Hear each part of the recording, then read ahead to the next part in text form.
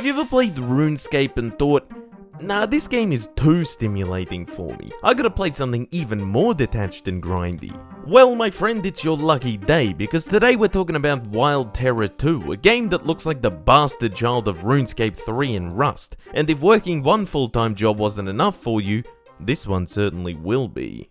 Wild Terra 2 is an isometric sandbox MMORPG set in a fantasy medieval world with a big emphasis on making you work. And I mean work. This is no quick fix, no leisurely stroll through the park. This is a game you'll need to be willing to sink some serious time into before you reap its rewards. The game's most exciting feature is that new continents will pop up seasonally that'll have new creatures and features for players to dig into, something that unfortunately I didn't get to experience while playing the closed beta. And before I get into the review, I will mention that I was given free access to this closed beta by the good people at Juvti Worlds, who were also kind enough to give me a second code to give to my buddy Switdas. This has had no effect on my opinion of this game, nor the outcome of my review, and I will be as honest and unbiased as normal, but I would like to thank them for this opportunity. Seeing as I didn't get to experience as much of the multiplayer or roleplay aspects of the game that will largely come to play once it opens up to the public, in this review I'll be focusing more on the game's core mechanics, and there's a decent chance it'll be something I'll be revisiting down the track after it's spent some time in public early access.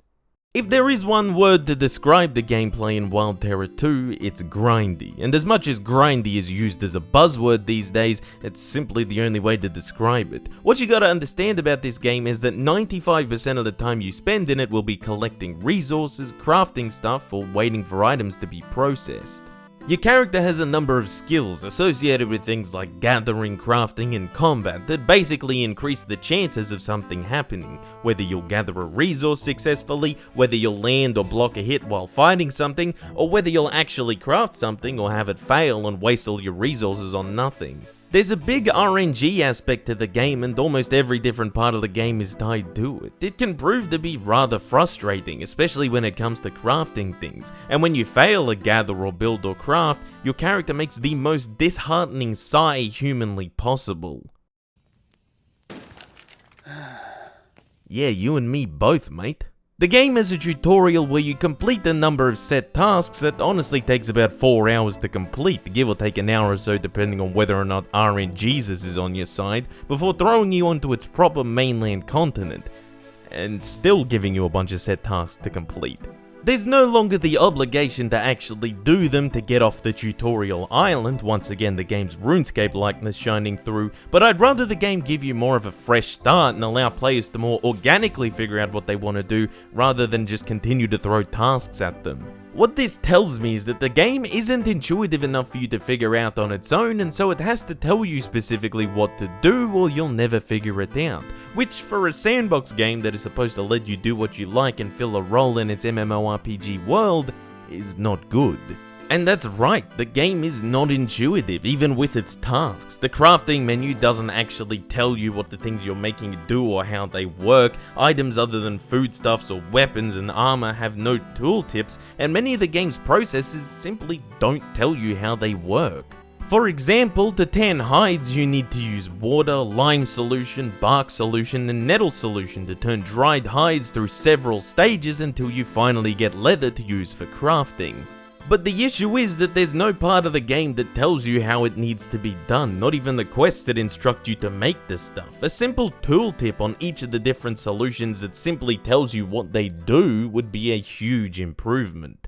One of the game's big ideas is that you really have to work for your progression, and that you need to understand all of the processes that go into leatherworking, smithing, or whatever skill it is that you're working on. And this takes a long time, and I mean a really long time. Not only is crafting on a timer, so you spend ages just staring at your character do some generic animation as they craft stuff. Seriously, tell me you're not just looking at footage of RuneScape 3 right now. But resource production itself is also on a long ass timer too.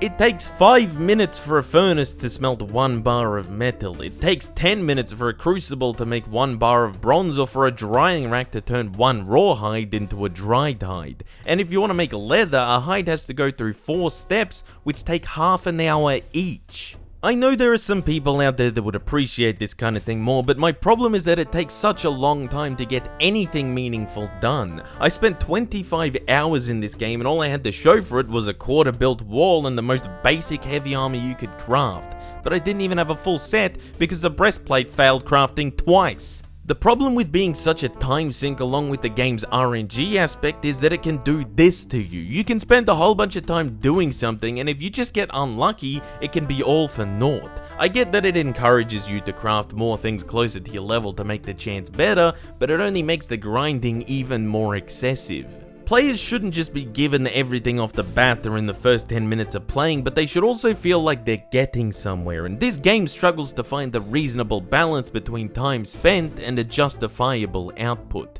The entire time I was playing this game, other than when I was in a voice chat with my friend for the couple of hours we played together, I was doing something else. Listening to a podcast, watching a stream, at the very least listening to music. The game just on its own was not stimulating enough to keep my attention. It'll probably be better in multiplayer or once the seasonal island roaming comes around, but it's like RuneScape. I have to be doing something else, or I'd honestly be bored out of my mind. As I said, 95% of the time you're just gathering things or crafting stuff, but the other 5% of the time is the combat side of the game. Again, very strong RuneScape 3 vibes with this one. You'll walk up to an enemy and just hit them again and again with a few extra combat abilities thrown in as well. It's pretty straightforward and does the job well enough for the kind of game that it is. I don't think it needs to overcomplicate things too much. The game also boasts a number of dungeons filled with enemies to get past to secure loot as well. Again, I think this is more of the MMORPG side of the game that I'll see more of with more people playing, but even for the little dungeons I did complete, I thought they were alright, and certainly provide a nice change of pace that actually makes you feel like you're playing a video game. The enemy AI could use some tweaking. I could beat enemies very easily by attacking them with ranged weapons and then running away until they stop chasing me, then doing that on repeat until they're almost dead and then moving in for the kill. Enemies should probably just regen their health when they exit combat. One mechanic I really liked was the hunger system, as you had 5 different types of food saturation, and to keep yourself sated for longer you'd have to have a balanced diet. Eating only one kind of food left you feeling hungry again very quickly. This was really neat and encouraged you to go out and forage for more than just one kind of food, and while I don't think that was incredibly difficult, I felt it a rather unique and interesting touch. One mechanic that I absolutely detested, however, was the fishing. It is the most unintuitive, convoluted bullshit of all time. You know how in most games when you get a bite, you pull the rod in and just catch a fish? Well, in this game, you have to wait for a certain number of bites and pulls and then tug the rod and then pull the line in at the exact right time, and the only explanation the game gives is to not pull the line in too quickly. Also, the number of bites and pulls changes for what kind of fish it is, and there's no way of knowing what kind of fish is on the line either because fuck you. Seriously, just do something like this or like this, not whatever the hell this is. I can say without a doubt that this is the worst fishing mechanic that has ever been implemented into a video game. Overall, Wild Terra 2 is honestly a rather unsatisfying game. I can see the appeal for some people, and I certainly like the idea of having new continents appearing seasonally to keep it fresh, but for the 25 hours I spent playing it, I really don't think that what I had to show for it at the end was anywhere near worth it. As I said, the game struggles to find the right balance between not just giving you everything right off the bat and giving you a meager reward for your time spent in it, leaning heavily towards the latter, and also has a distinct lack of intuitiveness that only frustrates me further. I think that once the game is more populated with a proper player base and the more MMORPG side of the game comes into play once the game is fully released in early access on Steam in the coming days, it will be more interesting. But many of the game's core mechanics make RuneScape look like a tool for instant gratification, and to be brutally honest, I just think that there are games out there where your time is better spent for a much more satisfying reward.